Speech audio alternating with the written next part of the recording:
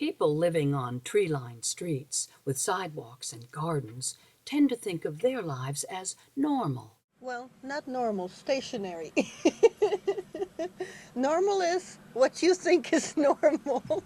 For me, that would be abnormal. But stationary, we travel. People always say, oh, it's a circus. What does that mean?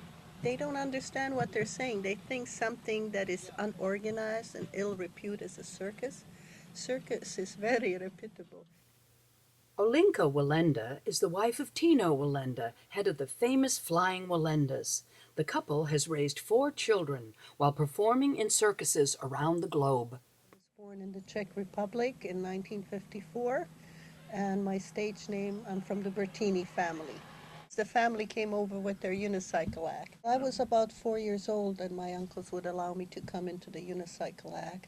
Then by the time I was 14, I was performing in the unicycle act as a steady. And then by the time I was 17, I had my own aerial act, which my parents trained me for. I did head balancing and upside down walk and trapeze. Olinka and Tino were married in 1973, following a rather traditional circus courtship. We were on the same show, and then he started helping out our parents, my parents with their aerial act. And since my parents were good friends with his dad, they asked him over for dinner. And I guess he liked our cooking. When I was at home, then I worked with my parents. Once I got married, we worked together with my husband. The strenuous demands of life on the road led to some remarkable mothering skills, including toilet training her children at a very early age. No room to store many diapers. A lot of times we didn't have water and lights to wash them. Couldn't use the car to go to the laundromat because we had to set up, so they had to get trained. They were good, even the boy. I don't know how trendy it is, but my kids were trained by the time they were 1. We were always together. When they were first born, I'd have them in a stroller, and then I would perform right under the rigging. Then as they grew, I trained them to sit in a chair and maybe bring our shoes. And when they got a little older, they would pull the rope over. And then once they showed interest, we start training them and then bringing them into the act, because that's another good way of keeping your eye on them. When you're young and you're strong and you're trained, my parents trained me. My mother was a very good teacher, very diligent. I never looked at it as being dangerous.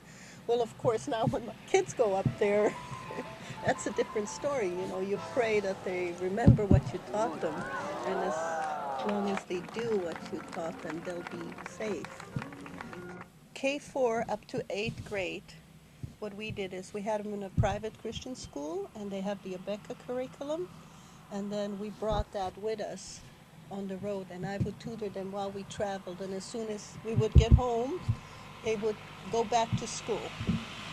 So I always felt if I wasn't giving them enough, then the teachers at the school could help them, and I think it was good. Olinka has been the real motivating force in our children's life. I'm just fortunate that I'm part of it.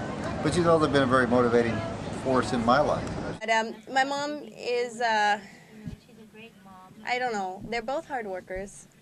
Both of them are constantly working. My father, of course, he does more of the setting up rigging and like if I have a tire that needs to be fixed, he shows me how to fix my tire, change my oil. And then my mom's more of, she cooks and cleans, and when I get hurt, she's there to clean the wound or help me, not just physically but emotionally. My mom is a very devoted mother.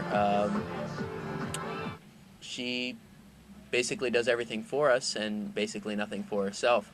So I just have my family, my kids, and I like to cook and bake for them. And, there's always some older person that needs some assistance. So that's what I do when I have some free time. I go and help someone who can't help themselves, and it brings me great satisfaction and joy. How you separate your private life. I mean, your heart can be breaking, but you get up in front of the audience and you do your job no matter what.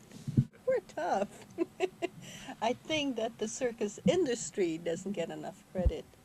because at the end of your career, you're just a performer that used to be, but you put so many hours, countless hours into practice, preparing to be able to perform, and what it takes to get yourself booked, and what it takes to repair the engine and to make costumes. Nobody sees that part.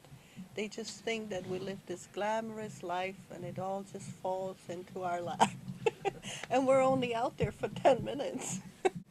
But then it comes a time in your life where perhaps your body's a little worn out and you're not as strong. And you start thinking, well, maybe I should take a step back and do something a little easier or a little closer to the ground.